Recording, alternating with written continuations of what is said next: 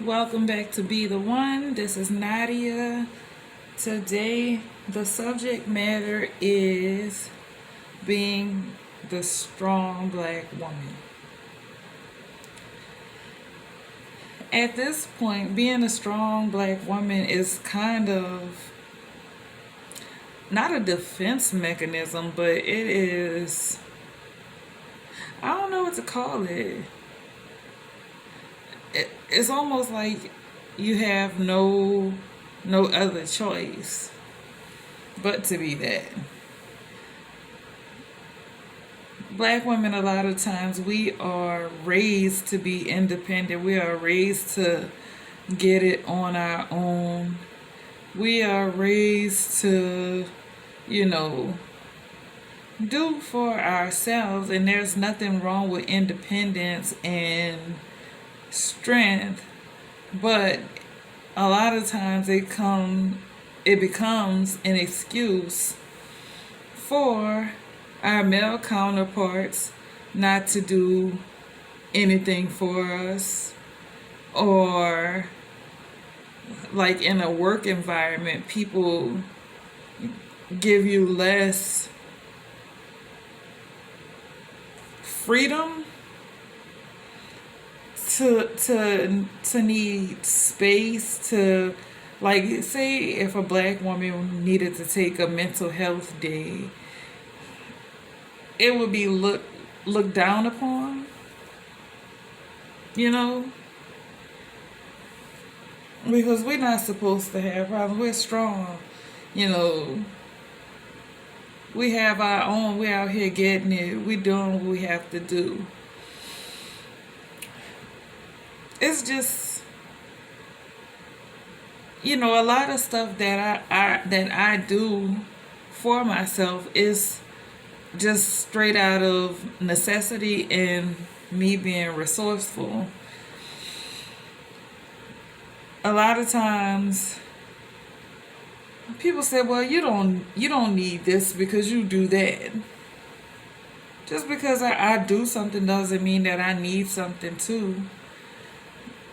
I had a man. Now, this is not somebody I was dating or anything, but it was just a guy I was talking to. He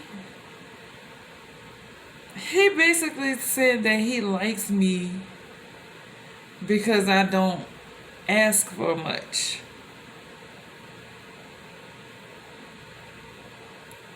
And that rubbed me the wrong way, because it's like,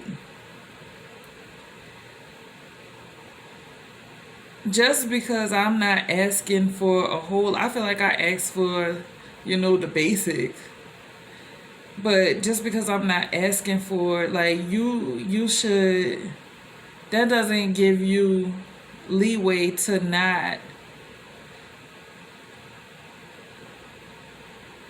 be thoughtful, is the thing.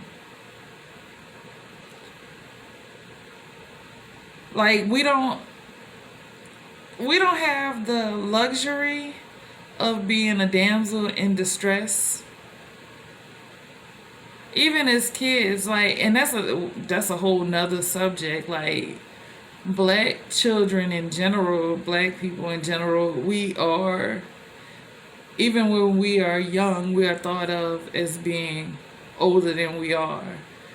They never saw us as regular children.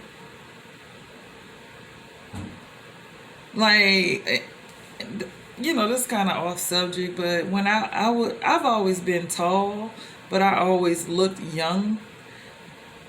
I think my sister is 7 years younger than me, so she was about 3, and I was maybe 10 or something. It was somewhere around there, give or take a year or two. We went to the dentist with my mama, and my mama was in the back. Me, my sister, and my brother were in the front. And my sister was a little kid. She ran, like, she just ran across the like the waiting room or whatever. It was a big waiting room, like it was at a dental school. So the waiting area was very large. like I saw my sister. I was going to get her, and this white lady, she's like, "Ma'am, your baby is running." Why would you think that's my baby? At the most, like I said, I was probably about 10.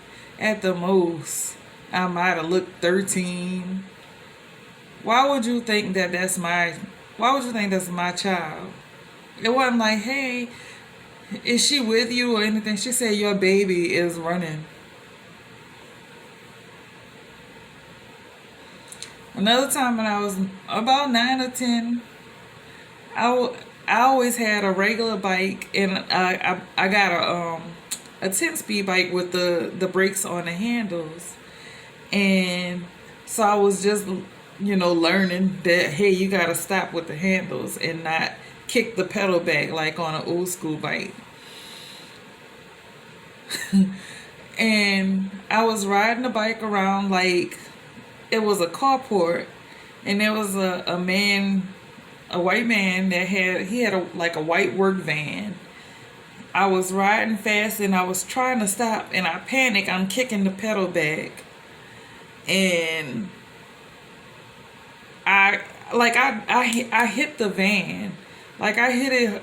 I probably hit the tire or something, but I hit it hard enough where I flew off the bike and I cut my finger. Like I said, I'm like 10 years old. I'm crying because I hurt myself.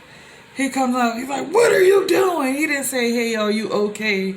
Like, he was screaming at me. That was the first reaction. It wasn't, "Oh my God, this little girl hurt herself. Is she all right?"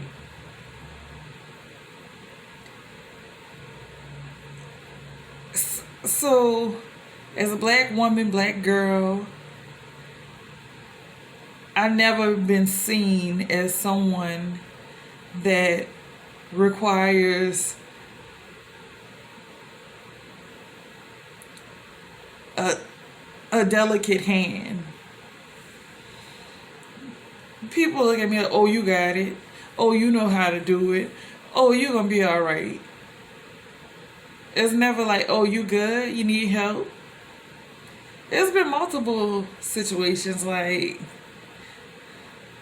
now I know how to change a tire, and that's beside the point. Like, and I we'll go back to that. It's been times where I had like a blown tire or whatever, and I'm changing the tire, and it'll be like grown men ride past me and don't even say you good. But I could not say that's true for everybody, because a few months ago the same thing happened. I was changing a tire and a man did stop and he changed it for me. And I even offered to pay him some money, and he refused it. I tried to force the money on, he wouldn't take it. And you know,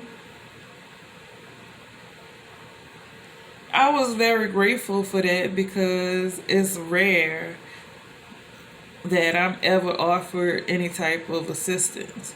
People just assume like, "Oh, you good, you got it." So the strong black woman is it's it's a necessity rather than just straight up being our nature. If a black woman say that she wants a man that's a provider, for some reason she's looked at as a gold digger. But if another woman says she just wants to be a stay at home mom, and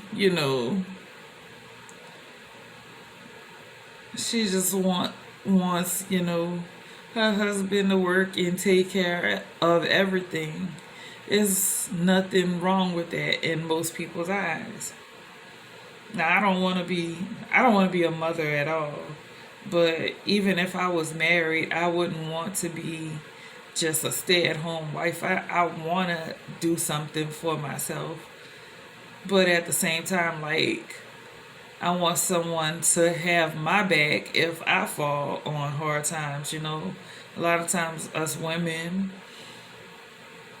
will like lift the man up and help him get to where he needs to be. Then when he gets good, like he's not worried about if you need help. Oh, I'm good now, you know. So I don't know. I don't even know the direction that this is taking, but that's one of the things I wanted to talk about. And I know I went all over the place a little bit, but I guess it was all on the same lines. I'm very nasal. Um, See y'all in the next video. Y'all have a good one. Bye.